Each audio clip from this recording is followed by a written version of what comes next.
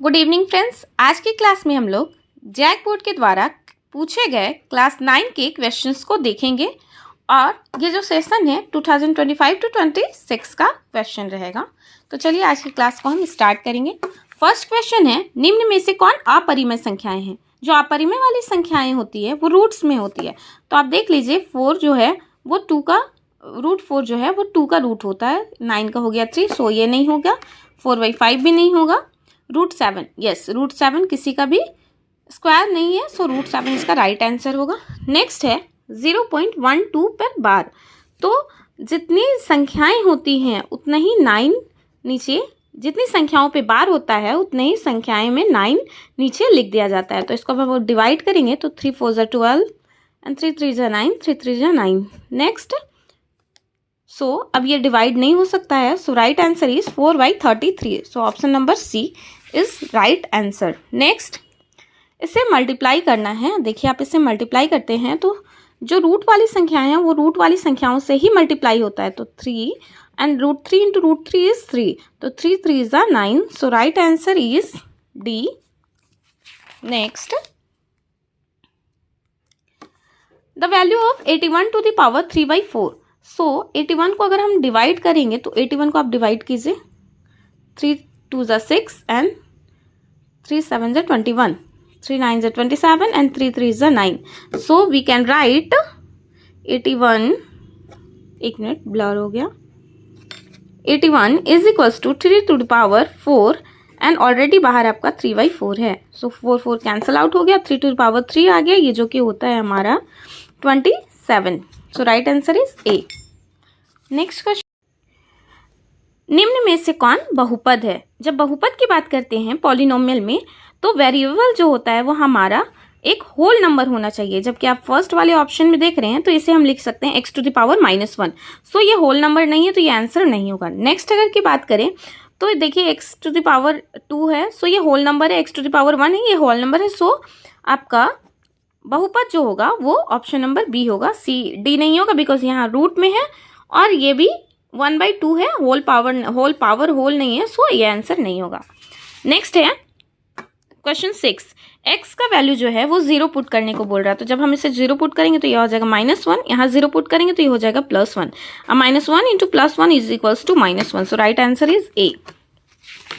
Next question है, यदि a + b + c = 0 तो इसका वैल्यू इवेल्युएट कर रहा है। तो जब हम जानते हैं कि a³ + b³ + c³ - 3abc का वैल्यू जो होता है वो होता है a + b + c into a² + b² + c² -ab - bc - ca होता है।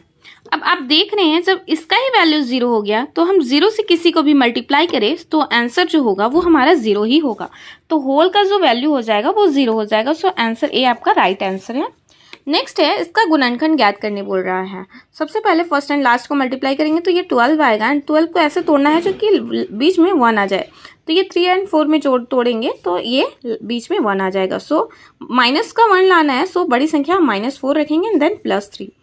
सो 6x² - 4x + 3 देन -2। अब इसमें हम कॉमन लेंगे तो हमारा 2x कॉमन आ जाएगा, 2 3 ज़ा 6, x - 2 2 ज़ा 4। नेक्स्ट यहाँ पे x छूट रहा, ये 3x - 2 हो गया। सो कॉमन इज क्या हो गया 1। अब देखिए दोनों में कॉमन क्या हो गया, तो 3x - 2 एंड जो रिमेनिंग है वो 2x + 1 है। तो राइट आंसर है 3x - 2 2x + 1। नेक्स्ट बिंदु इसमें किस पाद में स्थित होगा, ये किस क्वाड्रेंट में स्थित होगा ये बोल रहा है। तो आप देख रहे हैं जब x का वैल्यू माइनस होता है सो हमारा x का वैल्यू ये फर्स्ट क्वाड्रेंट होता है, जो प्लस होता है ये क्या होता है माइनस एंड प्लस। तो x माइनस किस में होता है, तो ये सेकंड क्वाड्रेंट में होता है। तो आंसर इज बी। नेक्स्ट है बिंदु 1,5 की कोटि जब बात करता है तो कोटि मीन्स होता है y का कोऑर्डिनेट। तो y कोऑर्डिनेट 5 है, सो राइट आंसर इज 5।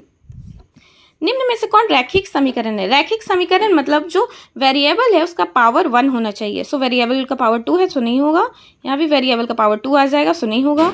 देखिए यहाँ पे वेरिएबल x² आ रहा है जबकि इधर भी एक्स स्क्वायर है एंड ये एक्स स्क्वायर इधर आएगा, सो माइनस में आ जाएगा, सो ये कैंसिल आउट हो जाएगा और पावर जो होगा यहाँ वेरिएबल का 1 निकलेगा, सो राइट आंसर होगा आपका सी।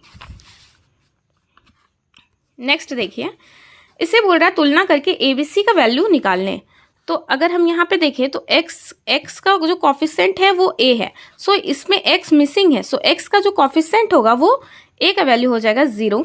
देन b का b जो है वो y का कॉफिशिएंट है, तो y का कॉफिशिएंट क्या है तो 1 हो गया।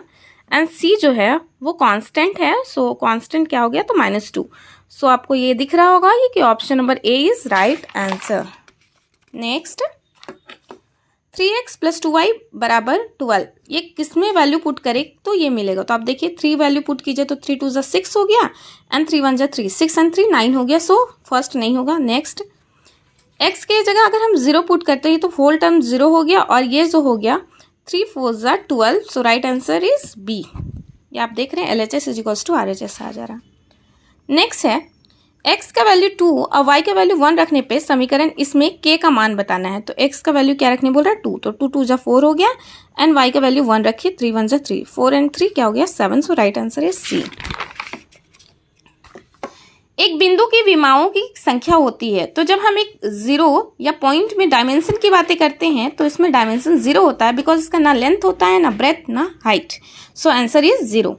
85 डिग्री का संपूरक कोण, सप्लीमेंट्री एंगल की बातें करें तो ये इसका सम 180 होता है, सो दिया हुआ गिवन एंगल को अगर हम इसमें माइनस कर दें सो आंसर इसका आ जाएगा 10 में 5 5 एंड 7 में जो आपका 8 आएगा नहीं कट पाएगा, तो 17 में 8 माइनस कीजिएगा तो ये 9 आ जाएगा, so right answer is 95। Next है x का वैल्यू फाइंड आउट करने बोल रहा। अगर आप देख रहे हैं कि ये दो पैरेलल लाइन है उससे एक लाइन इंटरसेक्ट कर रही है, तो ये जो है ये एकांतर कोण बन रहा है। तो अब देखिए ये एंगल और ये एंगल इक्वल होगा, पर हमें ये एंगल फाइंड करना होगा। तो ये क्या होता है, ये आपका दिख रहा है एक लाइन जो है 180 डिग्री फॉर्म करती है। तो 180 में अगर हम गिवन एंगल को माइनस कर दे इस वाले एंगल को तो हमें ये वाला एंगल मिल जाएगा। तो 180 में 64 माइनस करेंगे, 10 में 4 हो गया 6, 7 में 6 हो गया 1, तो ये हो गया 116। सो हमें दिख रहा है कि ये एंगल ये पूरा होल टर्म इसके इक्वल होगा, तो 116 होगा 48 डिग्री प्लस एक्स, तो 48 डिग्री प्लस एक्स को इक्वल कर दे तो 116 होगा। सो एक्स का वैल्यू फाइंड आउट करें तो 116 माइनस 48, 6 में 8 नहीं जाएगा तो 16 में 8 हो गया 8 एंड 10 4 हो गया 6, तो answer right answer is 68 degree, so option number C. Next है आपका ट्रायंगल PQR में एंगल P एंगल R के इक्वल है, PQ 13 है, QR 15 है, तो PR की लंबाई। सबसे पहले एक हम ट्रायंगल बना लेते हैं, angle PQR, triangle PQR and क्या बोल रहा है Q एंड R को इक्वल करने बोल रहा है, Q एंड R। अब हम लोग जानते हैं और देखिए PQ ये है 13, QR ये है 15। अब PR की वैल्यू पूछ रहा है, इसकी वैल्यू पूछ रहा है। तो हम लोग जानते हैं अगर किसी भी ट्रायंगल में दो एंगल अगर इक्वल हो तो उसके सामने वाली जो भुजा होती है, जो साइड्स होता है वो इक्वल होता है।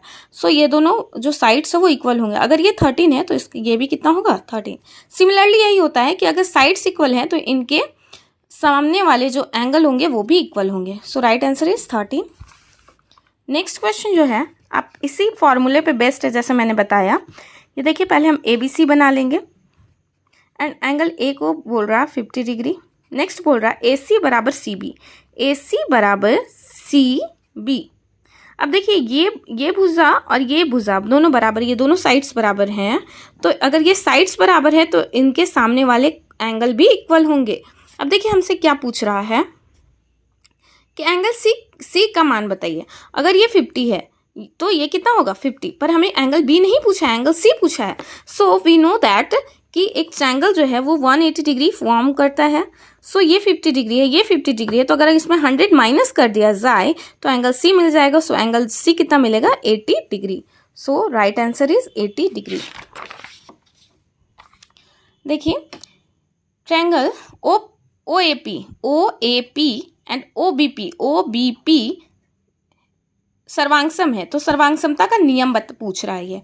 तो देखिए अगर ऊपर वाले ट्रायंगल में बात करें तो ये देखिए साइड्स जो दोनों में कॉमन है, ये हो गया एंगल एंड ये हो गया साइड्स, तो जो नियम लग रहा है वो है SAS। So option number A is right answer. त्रिभुज निम्न में से कौन त्रिभुज की सर्वांग क्षमता की कसौटी नहीं है, पूछ रहा नहीं है, तो SAS है, SSS है, ASA है, पर SSA इस तरह का कुछ नहीं है। सो राइट जो होगा ऑप्शन नंबर डी, जबकि ये रॉन्ग है बट ये हमारे क्वेश्चन के अकॉर्डिंग यही हमारा राइट आंसर है। देखिए अगर दो ट्रायंगल क्या है कॉन्ग्रुएंट है तो हमको बोल रहा है कि BC किसके संगत होगा। तो देखिए अगर हम इसे BC में लें तो इधर से अगर दो राइट वाला लेते हैं तो इधर से भी दो राइट लेंगे तो ये होगा EF। So right answer is B. Next है एक समांतर चतुर्भुज के सम्मुख कोण होते हैं, तो वी नो दैट कि समांतर चतुर्भुज का जो सामने वाला कोण होता है वो बराबर होता है। नेक्स्ट आकृति ABCD में समांतर चतुर्भुज है, AC विकर्ण है, तो x का मान ज्ञात करने। अब देखिए ये समांतर चतुर्भुज है और इसे एक रेखा अगर काट रही है तो ये फिर से आपको कौन सा कोण मिल गया, अंतः एकांतर कोण, तो ये दोनों का वैल्यू क्या होगा, बराबर होगा। तो 3x जो होगा 3x + 16 ये किसके बराबर होगा, 55 डिग्री के। तो 3x हो गया ये, 16 को अगर हम 55 के साइड ले आए तो ये माइनस करिएगा तो कितना होगा, 5 में 6 नहीं होगा, 15 में 6 जो होगा वो 9 होगा एंड 4 में 1 जो होगा वो 3 होगा। तो 3x का मान 39 है, तो कैंसिल आउट कर दीजिए, 3 1 जा 3, 3 1 जा 3, 3 जा 9। सो x का जो वैल्यू आ गया वो 13 डिग्री आ गया। So right answer is C. Next है ये देखिए AB बराबर AC, AB बराबर AC है 40 सेंटीमीटर और AB और AC की मध्य बिंदु D और F है। AB और AC का मध्य बिंदु D और E है। तो DE का जो अगर लेंथ दिया है 25 सेंटीमीटर तो पूछ रहा BC, तो ये इसका डबल होता है। 25 का डबल कितना होगा, 50 सेंटीमीटर। ये आपका थेल्स प्रमेय है, अब पढ़िएगा आगे। नेक्स्ट एक वृत्त के केंद्र से 8 सेंटीमीटर की दूरी पे, सबसे पहले हम एक वृत्त बना लेते हैं और उसके केंद्र से 8 सेंटीमीटर की दूरी बना लेते हैं। दूरी पर स्थित जीवा की लंबाई है कितना, 30 सेंटीमीटर, तो ये हो गया 15, ये हो गया 15। वृत्त की त्रिज्या की लंबाई ज्ञात करने बोल रहा है, तो वृत्त की त्रिज्या आपका ये हो गया। अब ये इसमें हम लोग पाइथागोरस प्रमेय लगाएंगे। तो हम लोग जानते हैं कि जो सबसे बड़ी भुजा होती है वो h होता है, h स्क्वायर इज टू क्या होता है, p square plus b square. p हमारा परपेंडिकुलर कितना है, 8 का स्क्वायर प्लस 15 का स्क्वायर, 8 का स्क्वायर 64 होता है एंड 15 का स्क्वायर होता है 225। सो जब इसे ऐड कीजिएगा तो ये होगा 4 5 9 6 2 8 1 6 to 8 हो जाएगा एंड ये कितना हो जाएगा 2। सो 289 कितना किसका होता है, तो हम लोगों को पता है ये h का मान आ गया रूट अंडर 289, सो ये होता है 17 का। सो राइट आंसर इज 17। सो हमारा रेडियस होगा 17। नेक्स्ट x का वैल्यू फाइंड आउट करने बोल रहा है। जब हमें दिख रहा है कि एक चक्रीय चतुर्भुज है और चक्रीय चतुर्भुज का जो सम्मुख कोणों का योग होता है वो 180 डिग्री होता है। अगर ये 140 है तो ये हो जाएगा 40। और हमें पता है कि जो डायमीटर है वो ट्रायंगल में कहीं पे भी अगर सर्कमफेरेंस में बात करें तो सर्कमफेरेंस में 90 डिग्री का एंगल फॉर्म करता है। ये हो गया 90, ये हो गया 40। सो एक्स वी नो दैट कि ट्रायंगल जो है 180 डिग्री फॉर्म करता है। इसमें से दो एंगल हमें पता है 90 एंड 40। 90 एंड 40 को जोड़िएगा तो ये होगा 130, तो 180 में 130 माइनस कीजिएगा तो ये 50 डिग्री आएगा। So right answer is 50 degree. Next एक वृत्त की त्रिज्या 5 सेंटीमीटर है। एक वृत्त की त्रिज्या आपका 5 सेंटीमीटर है। केंद्र से 3 सेंटीमीटर की दूरी पर स्थित जीवा की लंबाई क्या होगी। एक वृत्त की त्रिज्या 5 सेंटीमीटर है, इसके केंद्र से 3 सेंटीमीटर की दूरी पर स्थित जीवा की लंबाई। चलिए जीवा की लंबाई बोल रहा है 3 सेंटीमीटर की दूरी पर स्थित कोई जीवा है और ये है 5 सेंटीमीटर। तो ये ट्रिपलेट हमें याद है 3 4 5 का ट्रिपलेट 3 4 5। अभी हम इससे सॉल्व करेंगे तो ये हमारा 4 आ जाएगा, ये यहाँ से यहाँ तक की लेंथ। तो ये जो जीवा होते हैं वो इसका डबल होता है, तो 4 2 का डबल क्या हो जाएगा 8। तो राइट आंसर इज 8। नेक्स्ट है दी गई आकृति में ओ वृत्त का केंद्र है, AOC 130 डिग्री है, तो ABC का मान पूछ रहा है ABC। सो ये जो एंगल फॉर्म होता है सेंटर में वो इसका जो सरकमफेरेंस में जो एंगल फॉर्म होता है वो उसका हाफ होता है। तो 130 डिग्री का हाफ की बात करें तो ये हो जाएगा 65 डिग्री। नेक्स्ट है 2 सेंटीमीटर भुजा वाले समबाहु त्रिभुज का क्षेत्रफल। तो समबाहु त्रिभुज का क्षेत्रफल होता है √3/4a²। और हमें भुजा जो दी हुई है वो हमें 2 दी है, तो 2 गुना 2, तो ये कट गया। सो आंसर इज √3 cm²।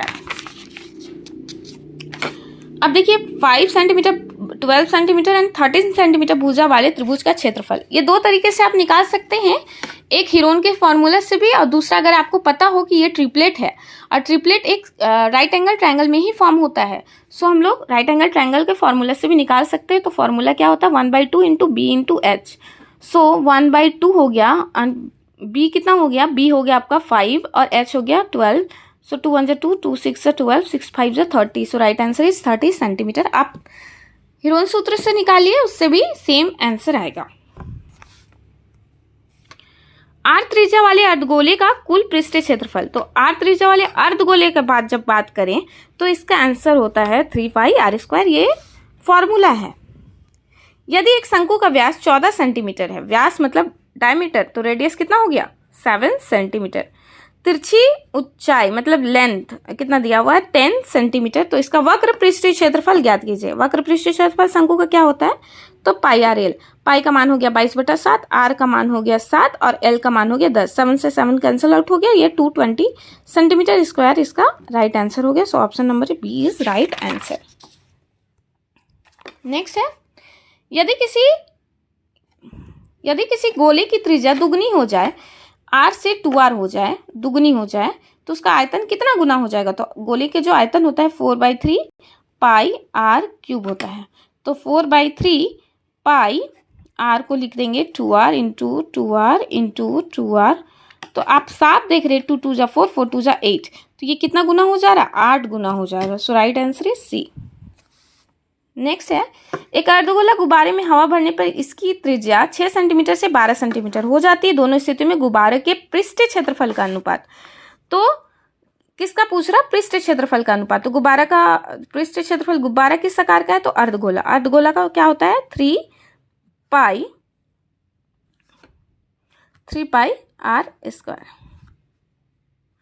तो 3 हो गया एंड पाई हो गया, r का वैल्यू कितना है 6 × 6 और ये हो गया 3π 12 × 12। तो 6 1 जा 6, 6 2 जा 12, 6 1 जा 6, 6 2 जा 12, कैंसल आउट हो गया। तो 1 1 जा 1, 2 2 जा 4। So ratio is 1:4।